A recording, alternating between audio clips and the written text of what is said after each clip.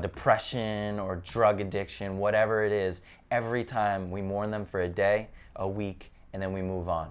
The point is that, sadly enough, we don't do anything about it.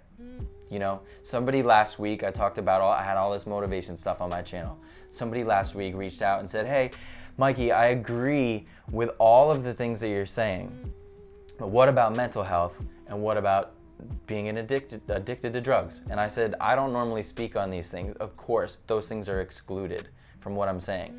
Some people have harder lives and are going through more shit than others. I don't necessarily speak on those things because I've never been addicted to anything in my life. And the only depression I've ever had has been situational depression. Something happened in my life.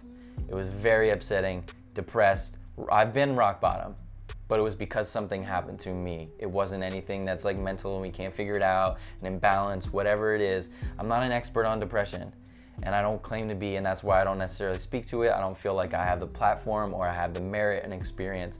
But if you want my opinion, because some people did express this, I feel that if you are suffering, obviously, like, it's so straightforward, get help. It's not easy. I'm not saying that it's easy, but get help. If you are struggling, there are plenty of people out there that want to help. I said this in my video last week. There are so many people out there that want to help. I'm one of them. You have to find those people, a friend, a relative, a neighbor, a loved one. Most importantly, a professional. Find somebody that can help you. If you are a friend or a relative or a loved one of another person, you see someone else suffering, get them help. And this is something that I don't think a lot of people talk on. We're in this world where everybody is so against pharmaceutical drugs. They're like, no, whatever you do, don't take pharmaceutical drugs, they're bad for you. I am not a proponent of the pharmaceutical industry. I do not like taking pharmaceutical drugs, but I will say if you are suffering, do not be afraid to take a pharmaceutical drug to get yourself back to baseline and homeostasis. And once you get there, then work your way out of it. Start to wean yourself off with a doctor's recommendations and orders. Go through that process, because in the short term, in the acute, drugs save people's lives. And let's not get that twisted.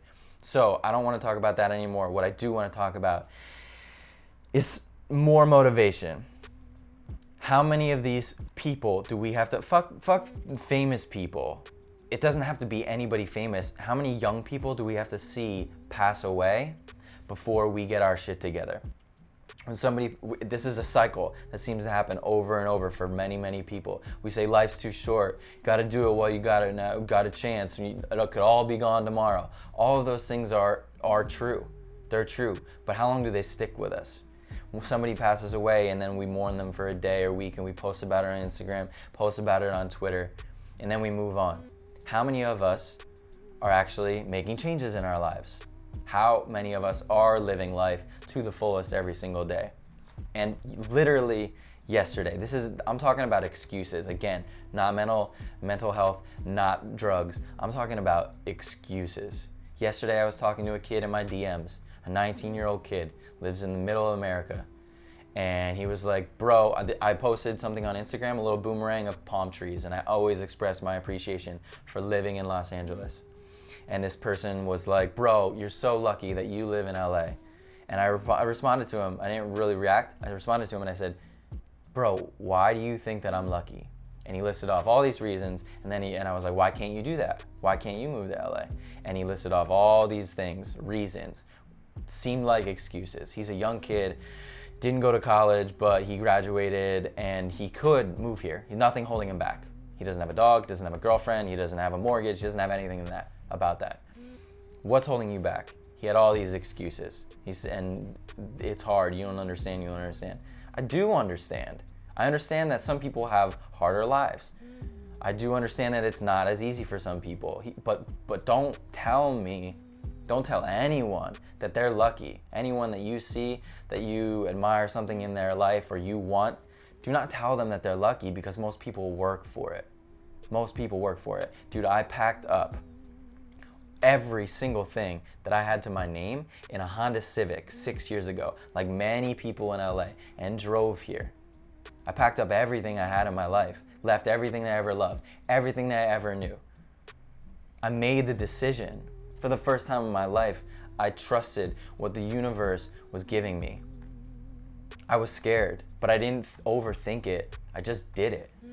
You have to make that choice. So how it's no excuses anymore. Stop the excuses. How many of these people do we have to see pass away at an early life before we actually get our shit together, before we before we write the book that we've always wanted to, before we travel to the place, before we start the business, before we pick up a camera and start YouTubing? That was my life. How many things do we have to go through before we actually start making real change? That's the important thing that we have to talk about, and that not many people talk about. It's not luck, bro. I picked up and moved every single thing that I had to a place 3,000 miles away with 4 other roommates that I did not know. And I split a loft. For most of the time that I lived in Los Angeles, I did not have a bedroom door because I split a loft with another dude. My bed, and 7 feet away was another person's bed that I did not know, another grown man. I did what I had to do. I figured it out. That's what I had to do to move to LA, to give myself a better life, to make cheap rent happen. I sacrificed. It's delaying gratification. It's sacrifice. It's giving up all the bullshit excuses, and it's hard fucking work.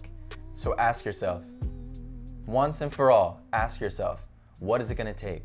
What is it gonna take for you to stop procrastinating? What's it gonna take for you to go and lean beyond fear? Have that courage to take that next step. Is it gonna be meditation? Is it gonna be journaling, goal setting every day, finding a mentor, reading books, watching this video? Watch this video every single day for the rest of your life if it gets you in gear. But I'm begging you, and I'm pleading with you, give up those fucking excuses, because they're only holding you back. They're crippling all of the potential that you have. Do what you gotta do. Pull your dreams off the back burner, because you have so much potential. You have so much power. You have so much influence, so much more than you really think. Pull your dreams off that back burner and light a fire under your ass.